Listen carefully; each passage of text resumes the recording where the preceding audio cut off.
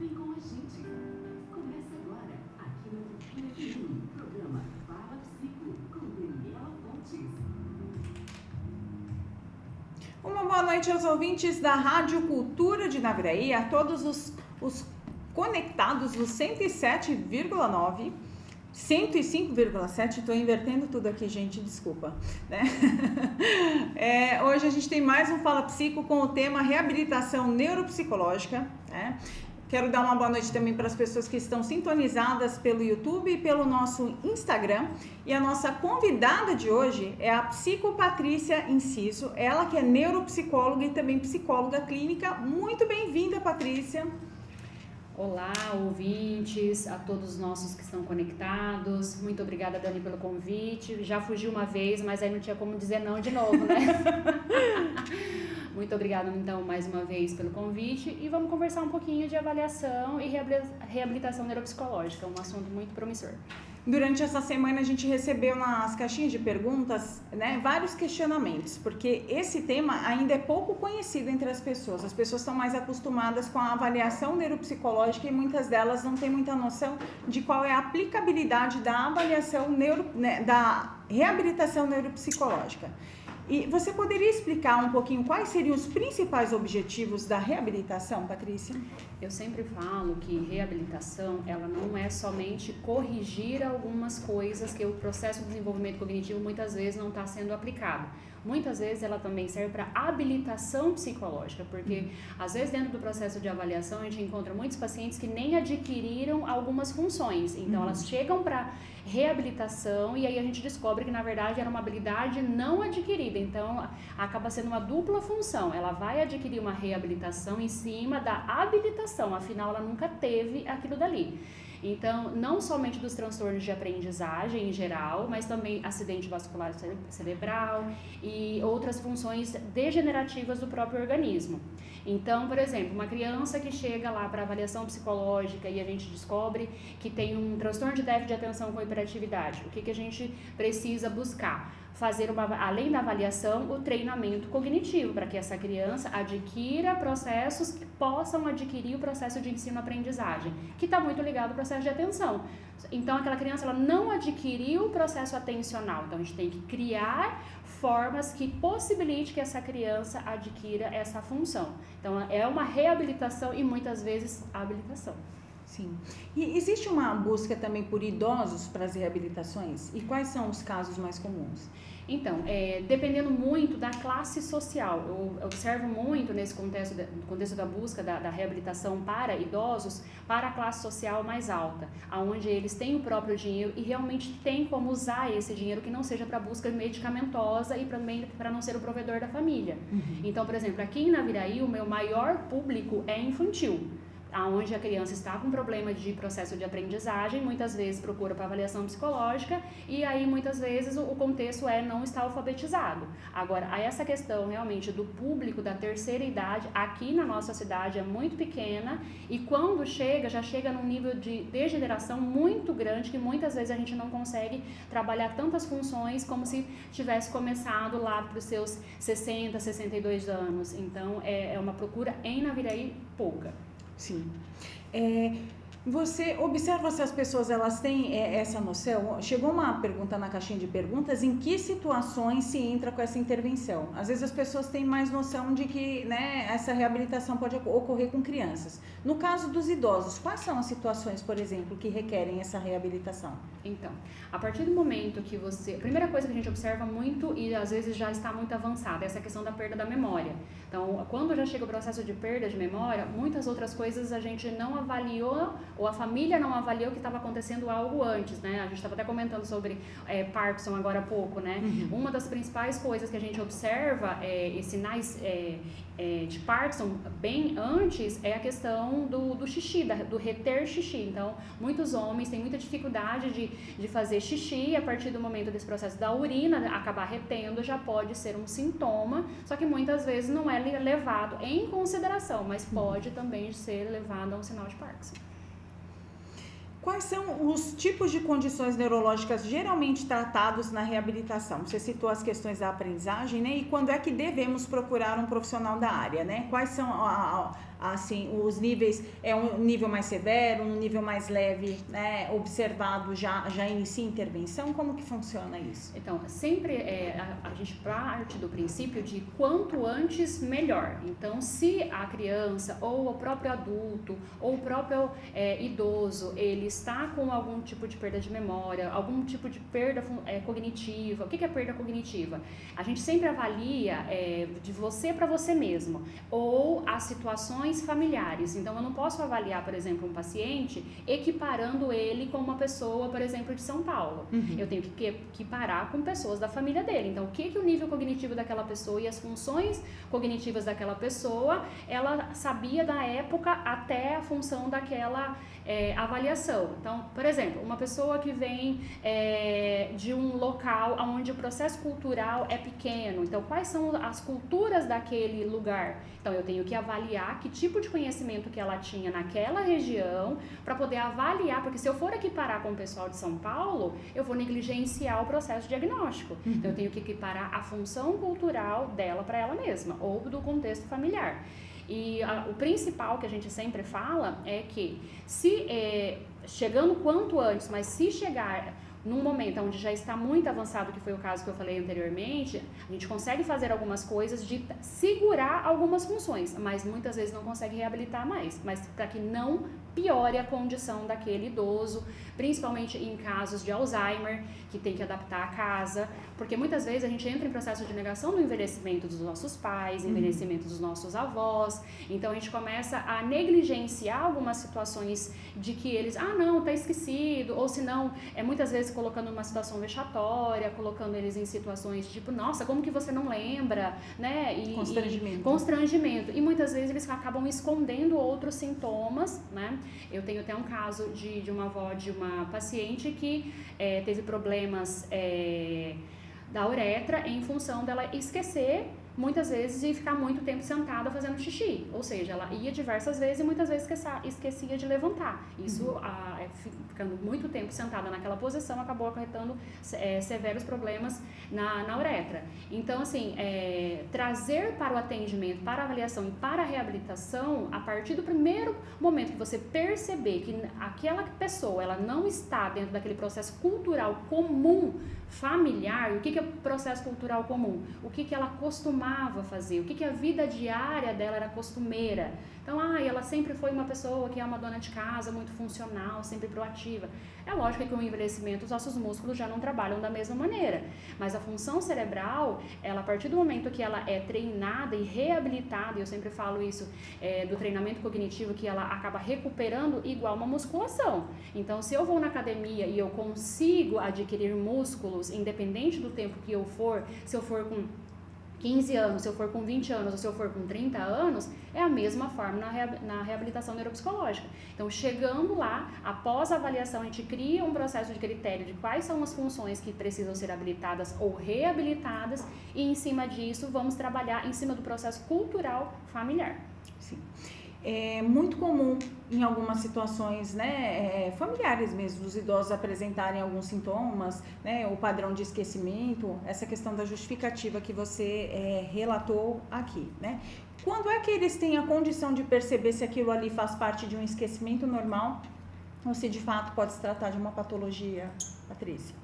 Então, uma coisa que pouca gente sabe é que muitas vezes a pessoa, por exemplo, que está com diabetes, ela tem problemas sérios de memória. Então, muitas vezes isso acaba sendo confundido com outras questões. E fazendo uma reabilitação alimentar, a gente já consegue fazer com que essa pessoa que está com esse processo de esquecimento já dê uma função bem mais interessante.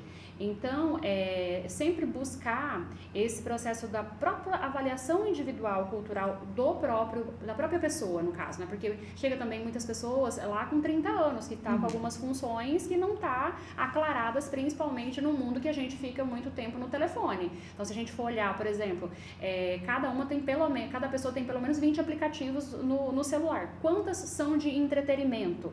Quantas são realmente funcionais, onde você vai executar aquilo dali e acabou?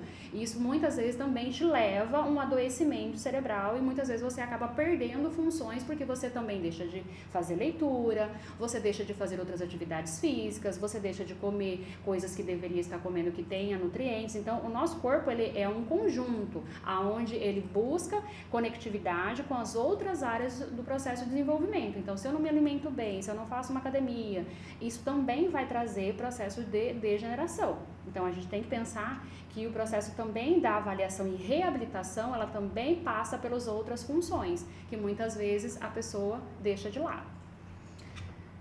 Muito bem, nós vamos agora para um breve intervalo. Continuem, sintonizados na 105,7. O pessoal que tiver dúvidas pode encaminhar para nós pelo 99890-1057, que é o WhatsApp aqui da Rádio Cultura.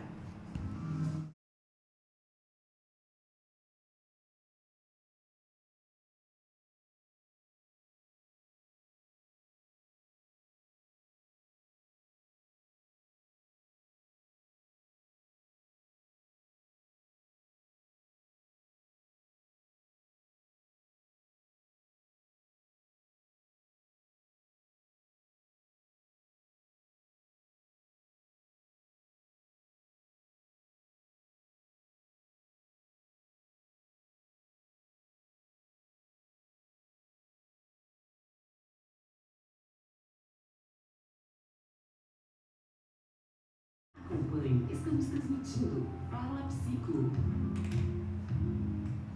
Voltamos com o Fala Psico, e gostaríamos também de cumprimentar o pessoal que nos acompanha também por mais um meio de comunicação, por mais uma rede social que é o TikTok.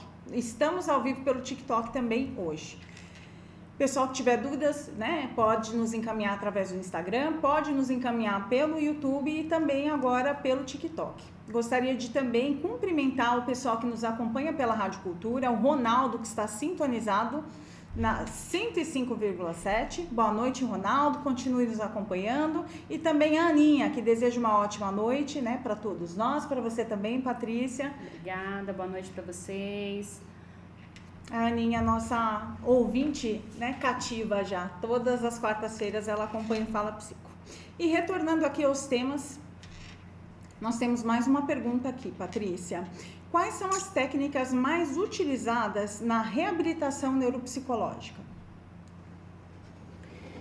O treino cognitivo, ele é feito muito individualizado. Então, muitas vezes, dentro da própria universidade, todo mundo passa por isso, a gente aprende várias técnicas de desenvolvimento cognitivo, como estratégias compensatórias, como terapia comportamental e psicoeducação, reabilitação funcional.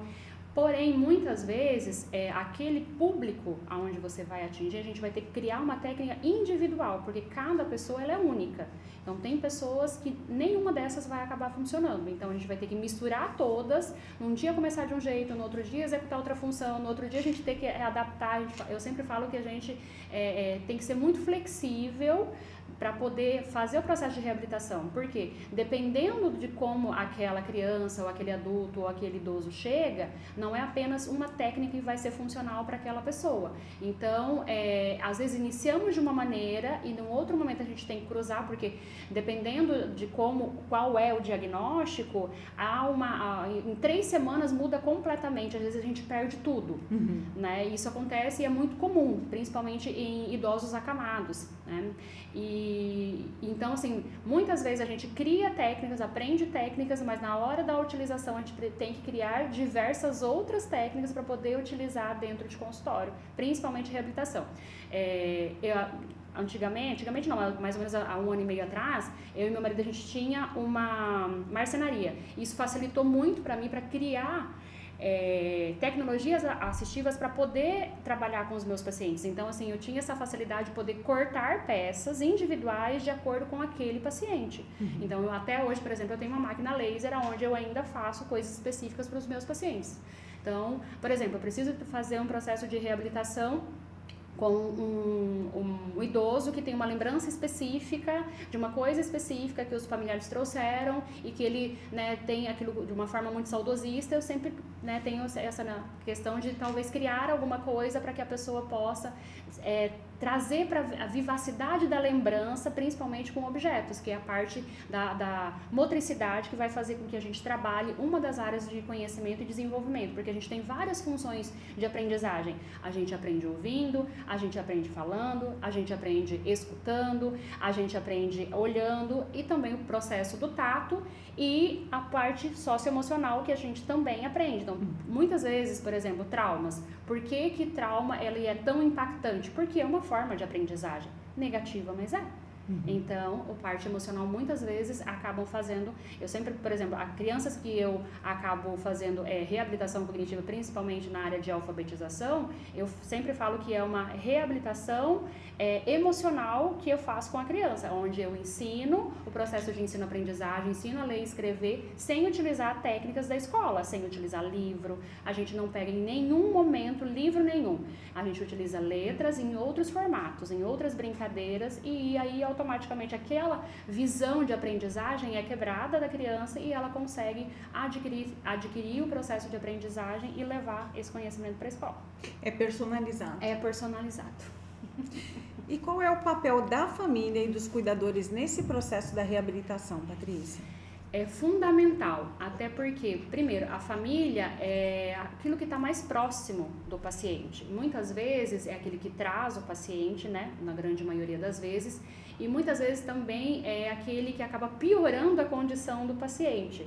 Em casos de criança, a gente sempre fala assim, a gente faz o processo de habilitação e reabilitação da criança, mas quem deveria também estar conosco lá é os pais. Afinal, eles são responsáveis muitas vezes de trazer essas negligências e trazer esses atrasos, ofertando demais celular, não cobrando algumas coisas que deveria estar cobrando, principalmente no mundo globalizado que a gente está, né, cada vez mais rápido o tempo todo. Então, é mais fácil dar o telefone, deixa aí, fica aí, enquanto a criança deveria estar correndo, brincando. Eu não tenho paciência para poder esperar que aquela criança realmente se integre na sociedade como um todo.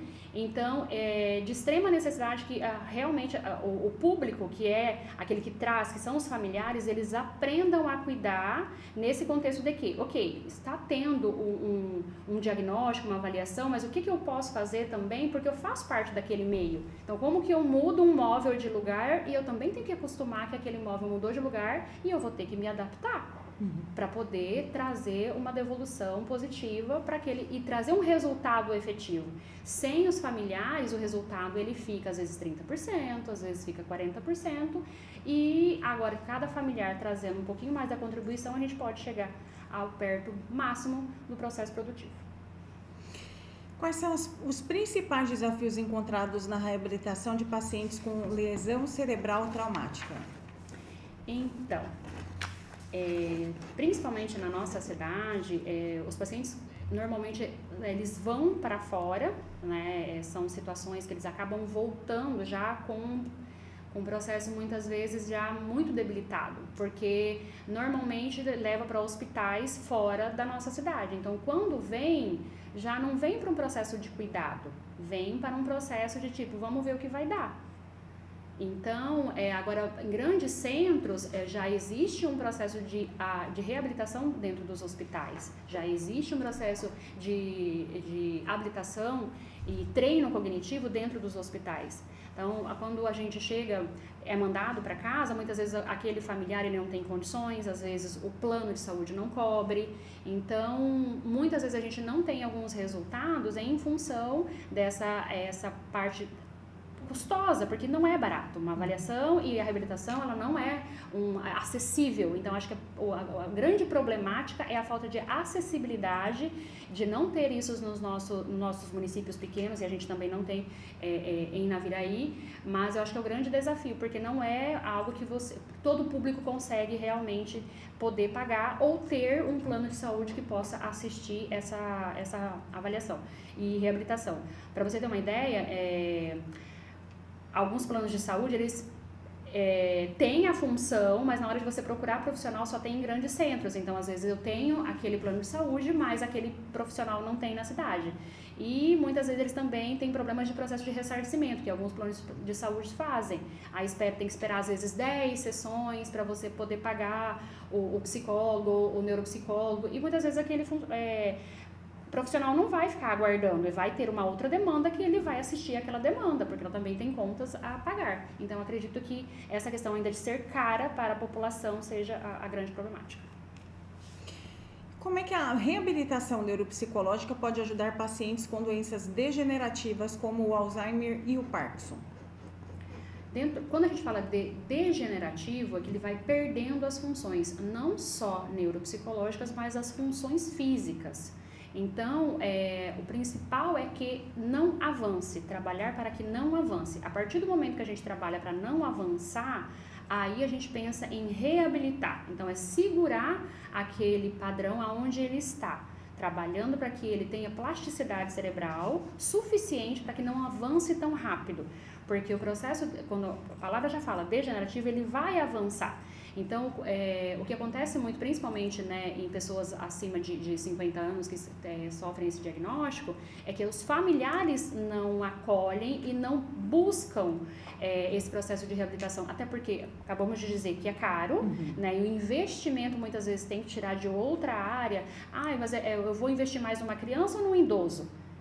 Isso é sério, muitas vezes a gente acaba pensando assim, nossa, mas parece, né, tão chulo. E porque é uma realidade. Então, entre investir numa criança ou no idoso, muitas vezes o investimento da criança é uma realidade, porque aquela criança ela te cobra, a sociedade te cobra, mas muitas vezes o idoso não cobra.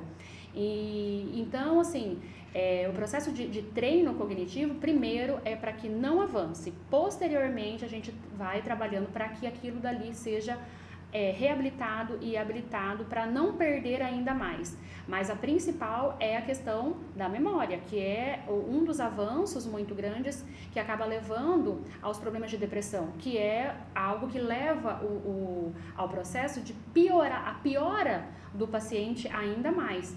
E dentro dessa piora do processo do contexto depressivo, o próprio paciente ele acaba se entregando, porque ele teoricamente começa a ter esse processo vexatório, da vergonha, da cobrança, e aí ele também vai se entregando e muitas vezes prefere não dar continuidade no tratamento porque ele acha que não vai ter jeito e é como se associasse aquilo dali a uma condição fatal. É muito comum na terceira idade as pessoas, como elas estão também, né, passando pelo processo de aposentadoria, a grande maioria está caminhando para isso, né, com exceção de algumas pessoas que não conseguem se aposentar, mas a grande maioria faz esse movimento.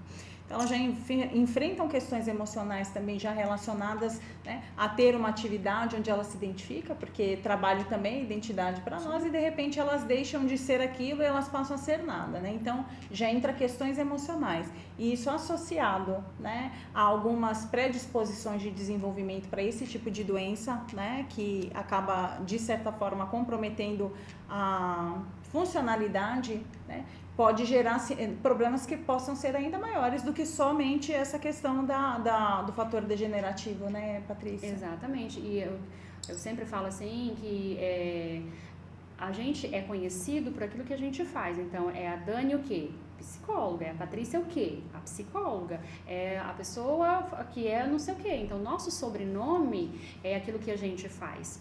E muitas vezes isso é tão sério que isso vai levando ao longo da vida. Então, dependendo do tipo de trabalho que a pessoa realmente faz, chegando a uma certa idade, ela não vai conseguir executar. E esse sobrenome acaba não existindo e a pessoa acaba também desistindo. Né? Então, é complicado. E qual é a importância do treinamento cognitivo na reabilitação neuropsicológica? É fundamental, porque o treino cognitivo, eu quero que vocês imaginem assim, imagine que vocês já tenham de alguma maneira ido numa academia fazer algum treino com personal. Então, é mais ou menos a mesma coisa.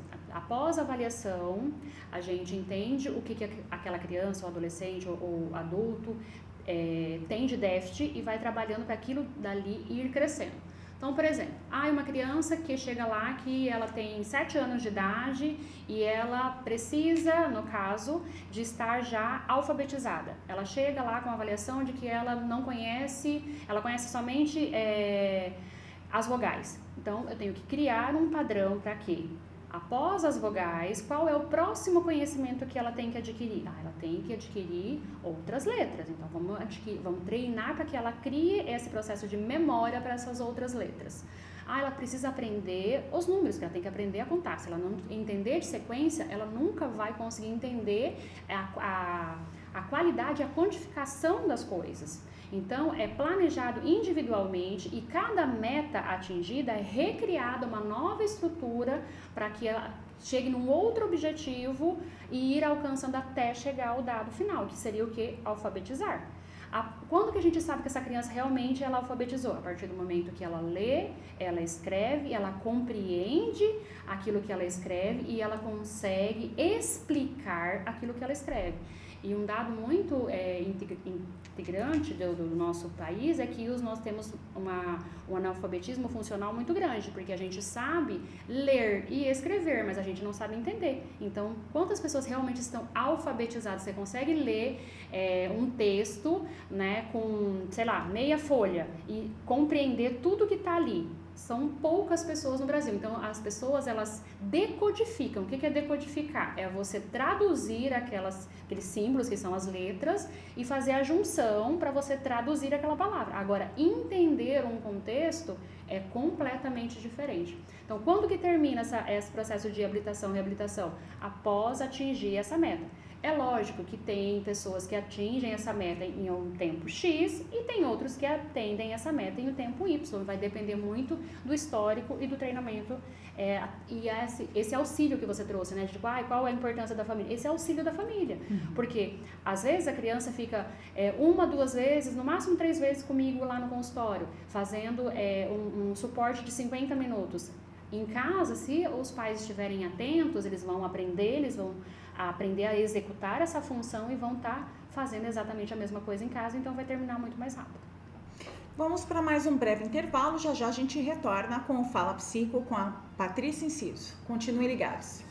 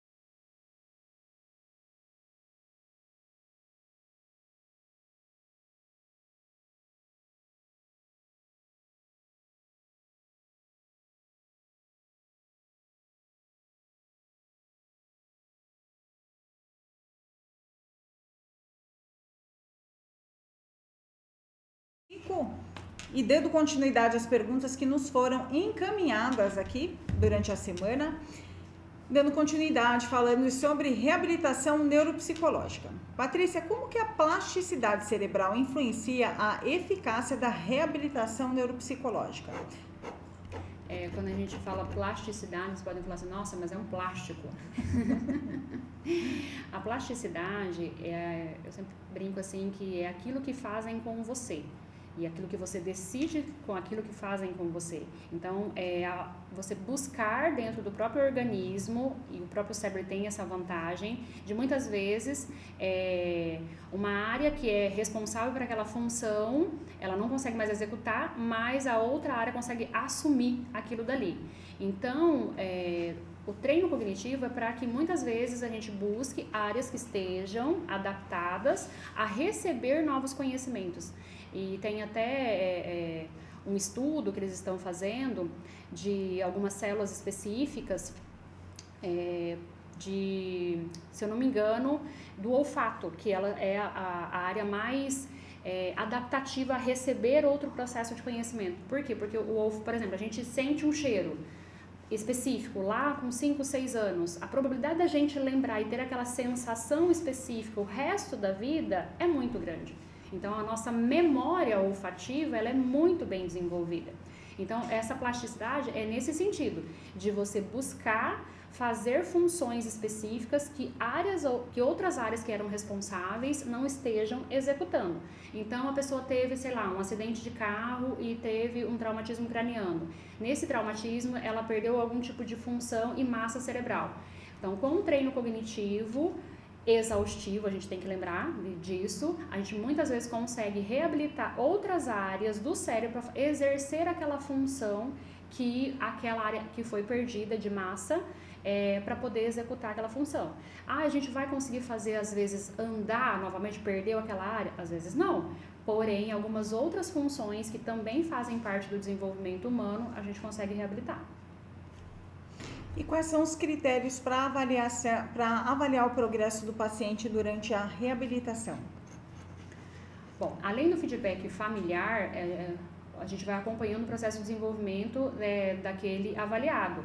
Então, dentro dessas metas específicas, a gente já consegue fazer essa avaliação para trazer esse processo do quantitativo, aonde atingiu, para onde atingiu, quanto tempo mais de treino, não tá funcionando. Estou treinando 3 meses aquilo dali daquela maneira. Não está funcionando, a gente tem que mudar a técnica. Então, é o tempo todo, é simultâneo a avaliação e o treino, e o resultado é simultâneo. Tem coisas que a gente treina uma vez, adquire. Tem coisas que a gente treina 100 vezes e não adquire. Então, é essa repetição e de técnicas diferentes que vai fazer com que aquela pessoa adquira aquela função que muitas vezes foi perdida. E qual que é o papel da neuropsicologia no tratamento de distúrbios de atenção e hiperatividade? Bom, além da avaliação, né, que é muito comum que o neuropsicólogo, juntamente com o neurologista, faça, né, uma bateria de exames que normalmente os neurologistas solicitam aos neuropsicólogos, no processo de reabilitação, muito ligado principalmente ao treino atencional, onde a gente também cria um processo de reabilitação para aquela criança, adolescente ou adulto específico dentro da área de hiperfoco que a gente fala. Por quê? Porque dentro do processo de desenvolvimento do TDAH, eles não conseguem ter processo atencional em tudo, em algumas áreas específicas. Então, primeiro a gente trabalha a área que é de interesse. Então, por exemplo, uma criança, um adolescente que é muito ligado ao futebol. Então, todas as atividades vão estar interrelacionadas ao futebol para que ela adquira um tempo de desenvolvimento para aquilo dali e adquira algumas funções de resistência. Posteriormente, a gente vai entrando com algumas variações, mas ainda trazendo o futebol, até a gente conseguir extinguir totalmente o futebol e trabalhar aquela outra área para que ele possa também sentir prazer em executar aquela outra função. Porque a grande resistência do processo de aprendizagem, isso acontece também no TDAH, é que o nosso cérebro, ele não gosta de gastar energia à toa. Então, se eu faço alguma coisa da primeira vez, da segunda vez, e aquilo não me traz prazer, então o nosso cérebro traz um indicativo de que eu não gostei daquilo dali, então não vou fazer mais. Então, a tendência de eu ir buscar fazer novamente aquilo dali é quase nula. Então, eu simplesmente negligencio, não faço mais, que é uma coisa que acontece, por exemplo, muito com matemática. Eu não aprendi de primeira matemática.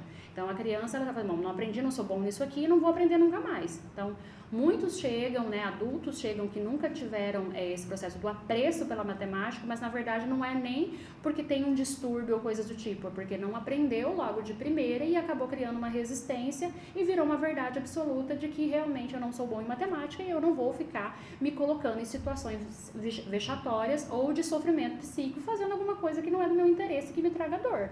E principalmente frustração. Não conseguir executar a mesma função. Sei lá, um coleguinha vai lá e faz muito mais rápido.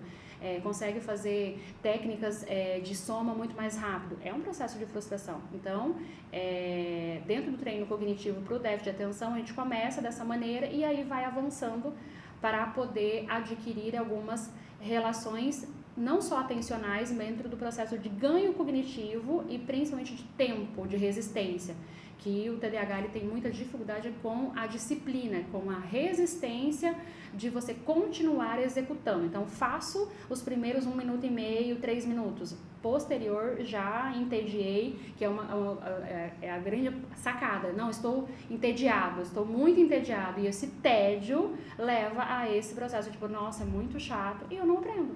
Por que eu vou aprender uma coisa chata? E como é que funciona o manejo do controle inibitório nessas situações, Patrícia? Porque eles também apresentam a dificuldade de inibir algumas condutas, né? Alguns comportamentos, se dispersam, não conseguem manter o foco. Então, dentro desse processo de técnica, a criança ou o adolescente, independente de quem você está lá, tem que estar muito consciente do que ele tem. Porque, assim, muitas vezes os pais negligenciam também o diagnóstico dessa pessoa.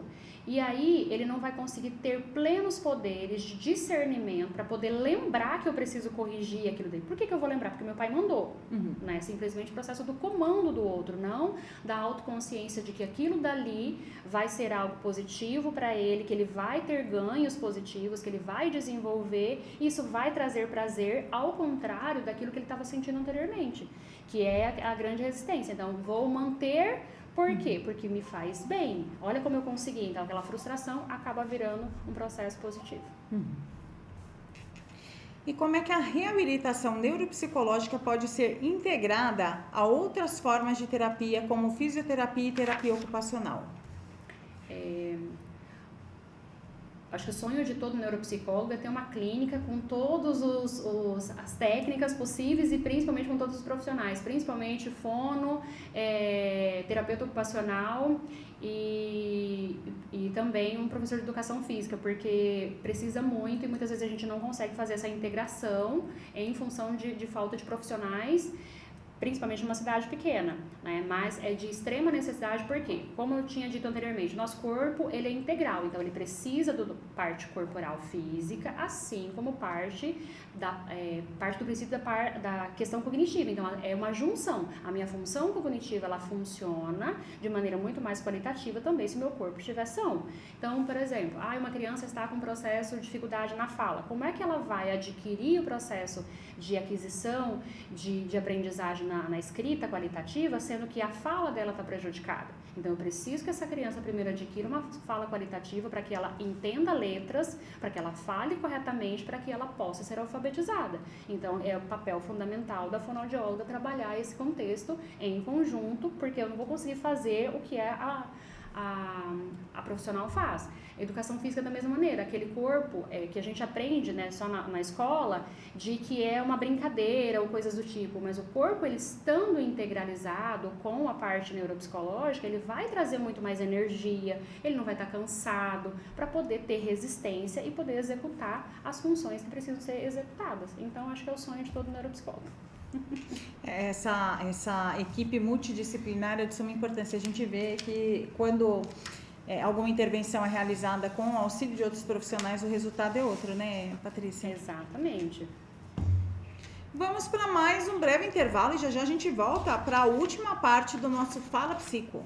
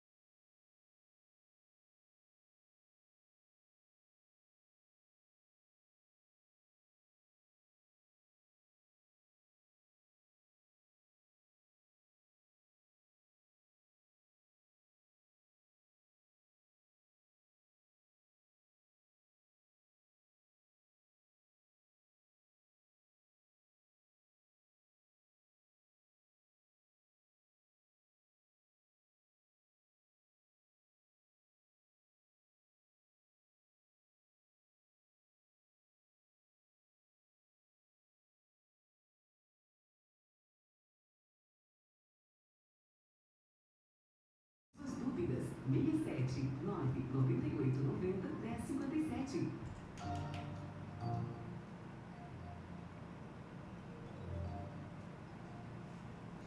Voltamos com mais um Fala Psico e peço às pessoas que nos acompanham via Instagram, YouTube e também o pessoal que está agora nos acompanhando pelo TikTok, se vocês gostaram, né, até aqui do que vocês assistiram, né, deem seu like, compartilhem, né, essas informações para que cheguem às pessoas que realmente, né, têm dúvidas e precisam entender um pouquinho mais sobre esse tema que a gente está trabalhando hoje, que é sobre reabilitação neuropsicológica.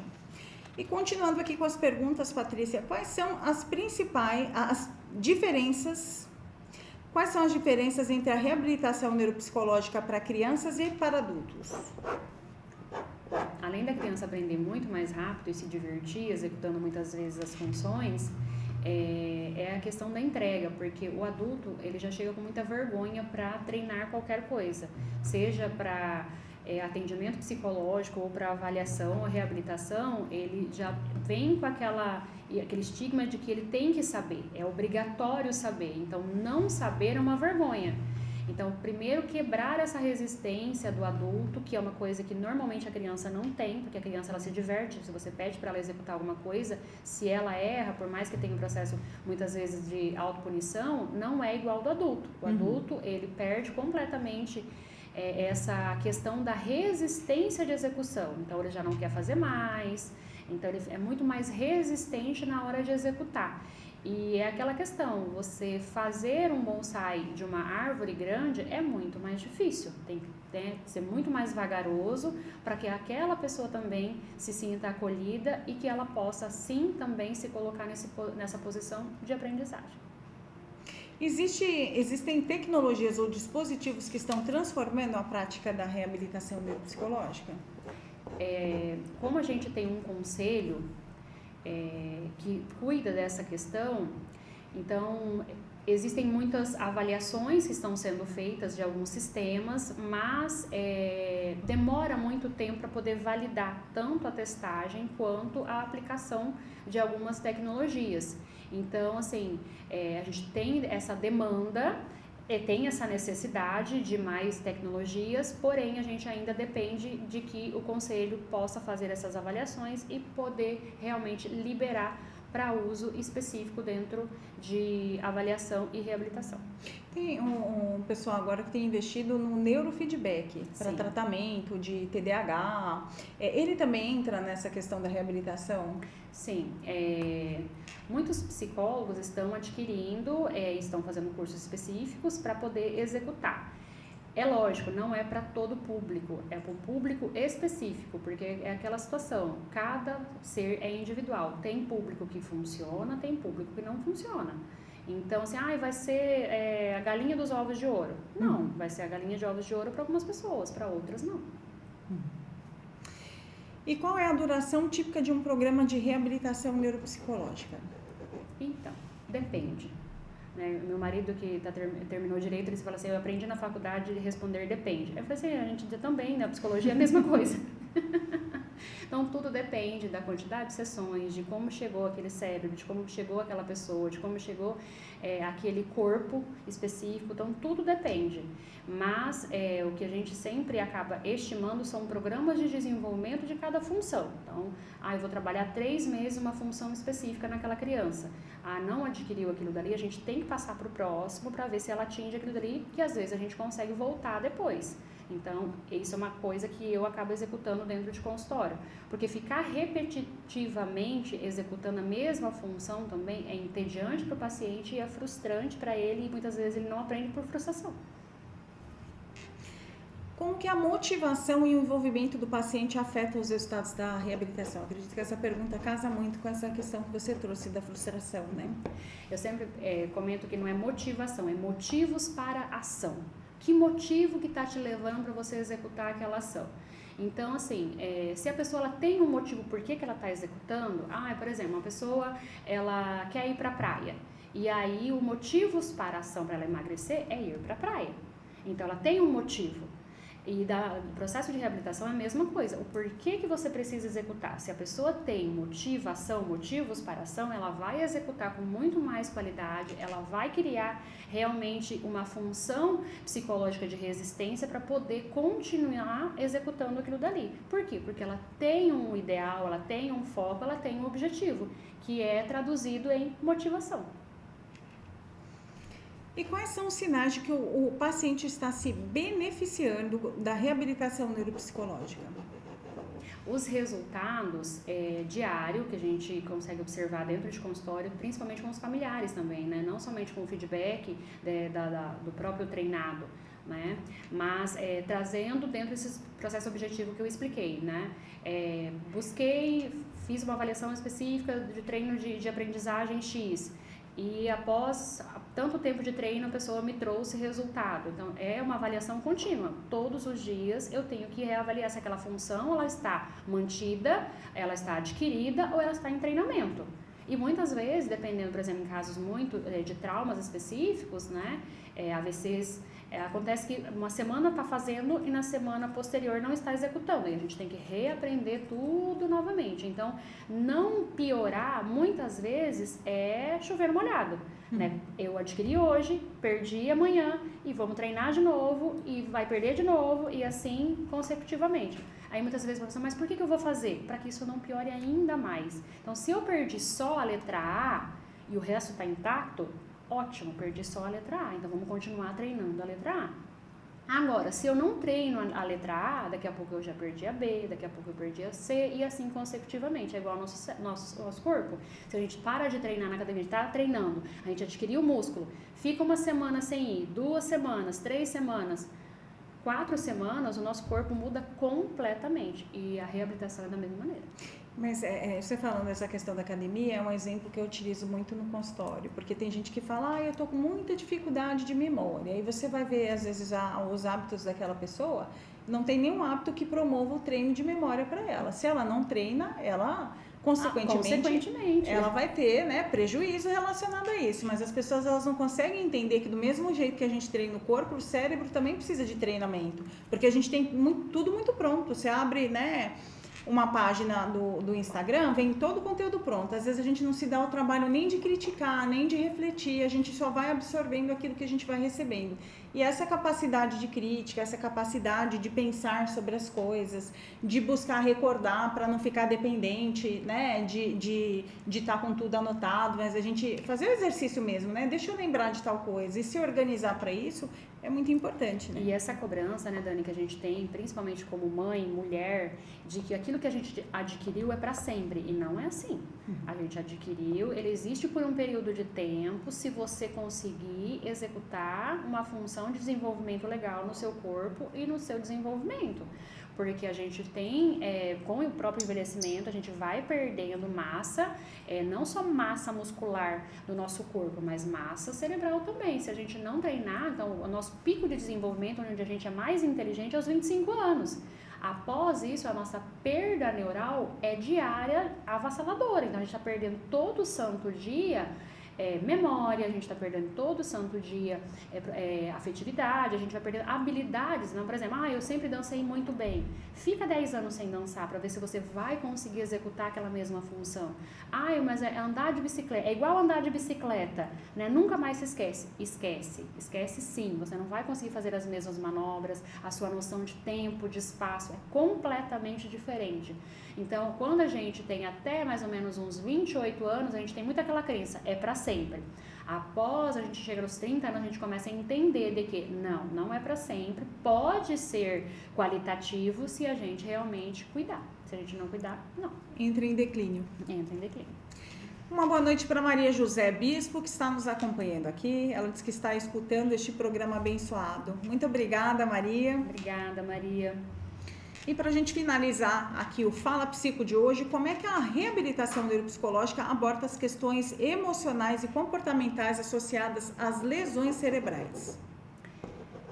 Muitas vezes a gente tem que até dar suporte mais para a família, porque dentro desse contexto a família conseguindo levar e lidar com a situação de maneira mais qualitativa também vai ser um motivador, ou seja, que vai dar motivos para ação para aquele treinado, no caso, a ter mais disposição, a poder executar uma função mais qualitativa. Então, por exemplo, em situações de pacientes acamados, né?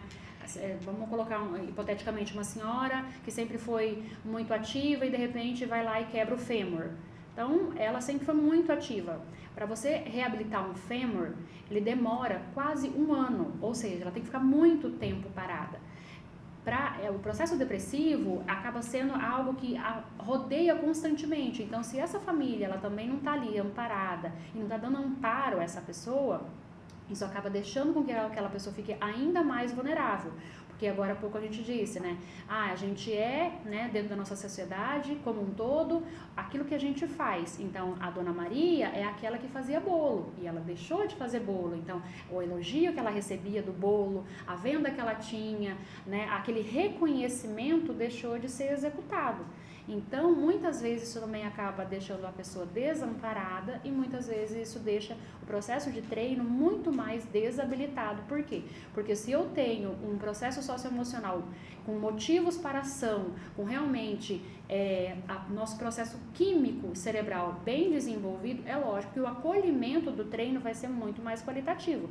Que a gente tem que lembrar que, por exemplo, a depressão é uma questão química, não é frescura. Então, realmente, se a gente vai fazer uma avaliação neurológica, você vai conseguir entender que ela está com baixa de alguns neurotransmissores específicos, ou na recaptação, ou na reprodução, e assim constantemente.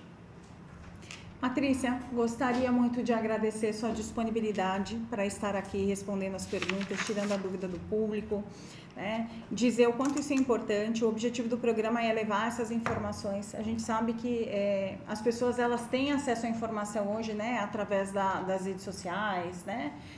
Mas são informações fragmentadas que não são suficientes para uma orientação efetiva. Então a gente, né, criou esse espaço para levar informações qualificadas com profissionais que tenham domínio daquilo que fazem, para que as pessoas, né, recebam informação de qualidade. Então eu gostaria muitíssimo de agradecer, né, e te dizer que as portas do Fala Psico continuam abertas, que você venha mais vezes e participe, porque, né, é muito bacana, né, participar aqui, as suas contribuições, né, e eu acredito que as pessoas ganham com isso, né? Não é um ganho só de quem está nos acompanhando, mas como é uma coisa que fica gravada, que as pessoas têm a opção de compartilhar, é um ganho para a sociedade. Muito obrigada.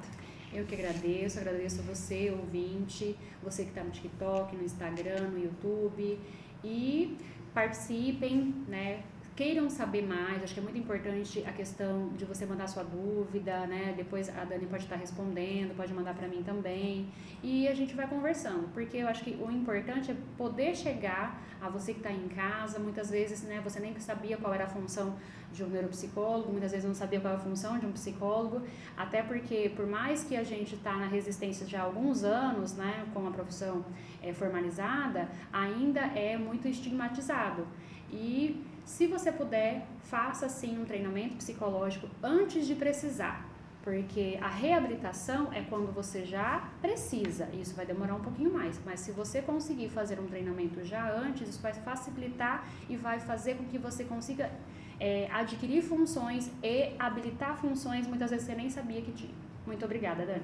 Eu que agradeço a todos que nos acompanharam através do TikTok, YouTube, Instagram, aos nossos ouvintes da Rádio Cultura 105,7, também a nossa equipe de apoio, Adam e Vitor, que estão aqui para nos assessorar. Muitíssimo obrigada. O Fala Psico se encerra por aqui, mas eu aguardo vocês na próxima quarta-feira, às 19 horas. Uma boa semana para vocês, fiquem com Deus e até a semana que vem.